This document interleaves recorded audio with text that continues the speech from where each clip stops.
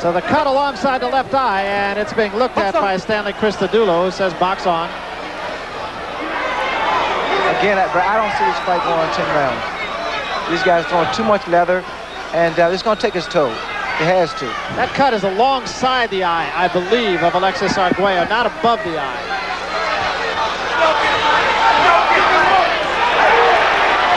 That right hand did not hurt Pryor.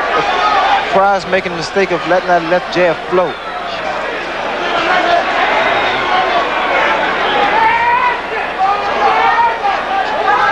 The cut is actually above the left eye of Arguello, not alongside it, right above the eye, toward the right side of the eye.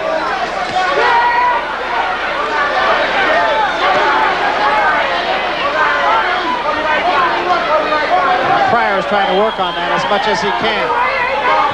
And a good right hand by Pryor.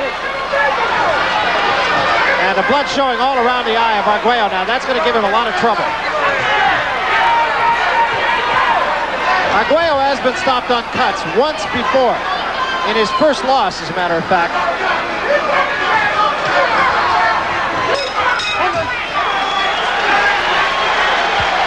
That could be a very, very significant cut.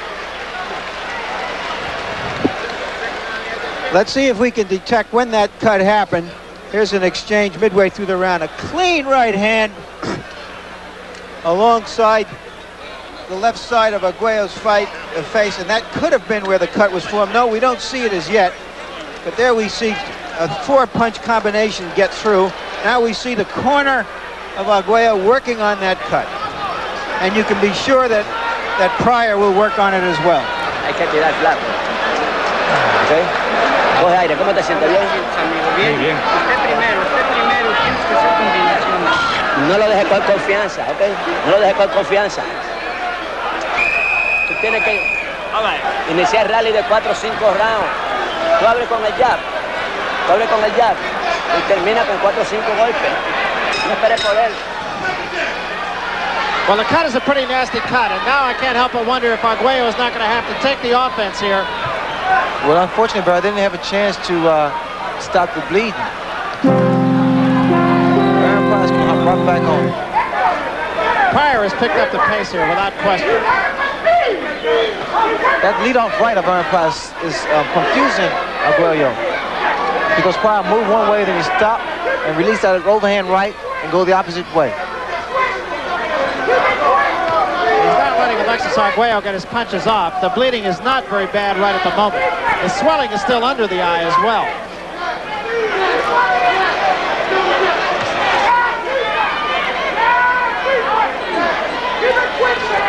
It's really impressive to see Aaron Pryor as a boxer.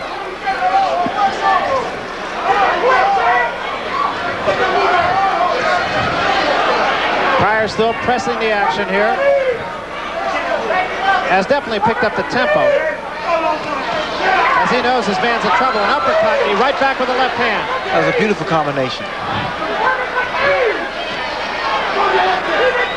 Right at the moment, Aaron Pryor is in control of this fight. You'll see Aaron Pryor come under with his punches. He throws the overhand right, then follows that right hand with the straight left jab. Arguello continuing to try to work on the eye, and it is bleeding again.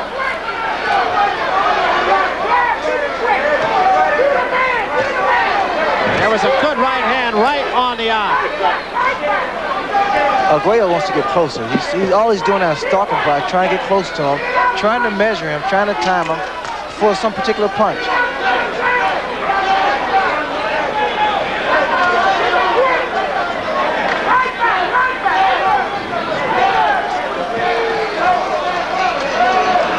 Bleeding is not appreciably worse here, as Arguello's corner actually did a pretty good job of that. He's taken a couple of punches on it, and it is bleeding a little bit, but it's not bleeding profusely.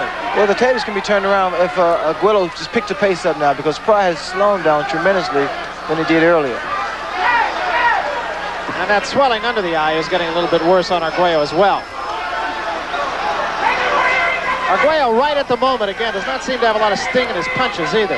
Well, he's fighting a bigger man, too. And there's the right hand, and that might have hurt Pryor. Arguello trying to follow it up, scores with another left hand, but Pryor not stepping back. Pryor does not seem hurt. But Pryor fights harder when he's hurt, as a matter of fact. Because that left hook and that right hand by Arguello was a good, solid punch.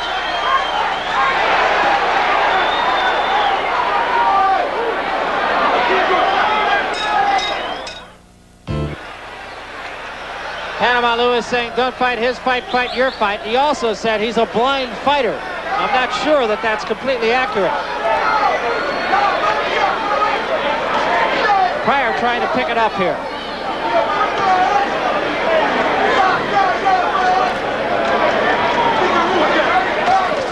You see there, Aaron Pryor gave a feint. It was very effective.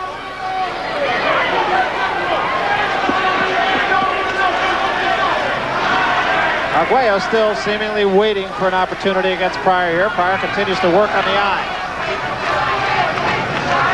Takes a left hand, but doesn't step back. But Pryor can't make too many of those mistakes.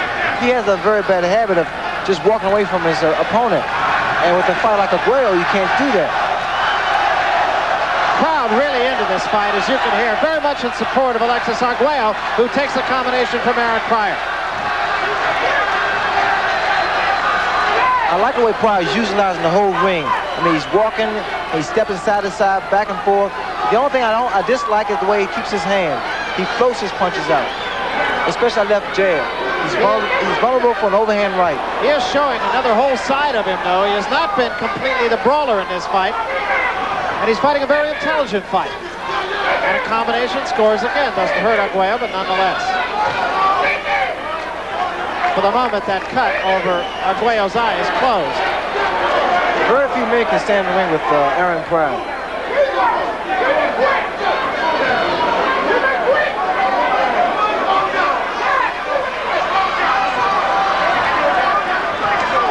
Pryor should change directions now. He's going the same direction, and Arguello's going to find him out. A right hand missed.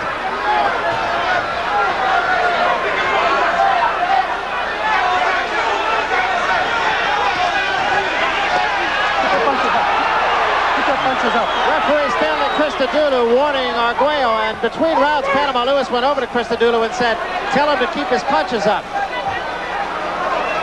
And Pryor trying to paw at the eye of Arguello. Watch what happens when Arguello goes to Aaron Pryor's body and then comes back with his head. Overhand right. Under 30 seconds remaining in the 8th round.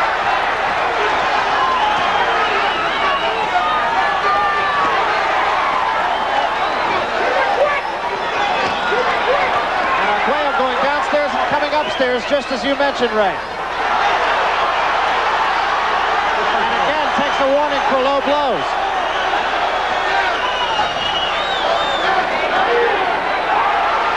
Arguello is starting to time Pryor a little bit better at the end of the 8th round. And Larry, that Arguello might have been starting to solve Pryor just a little bit. Probably because Pryor was floating up a little bit.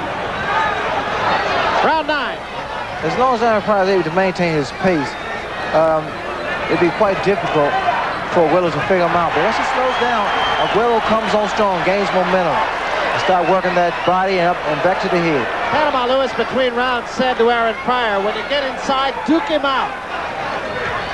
Well, Panama wants Pryor inside to stay there, not to come out back outside. Inside, Pryor's able to get those little short uppercuts. Pryor is inside now.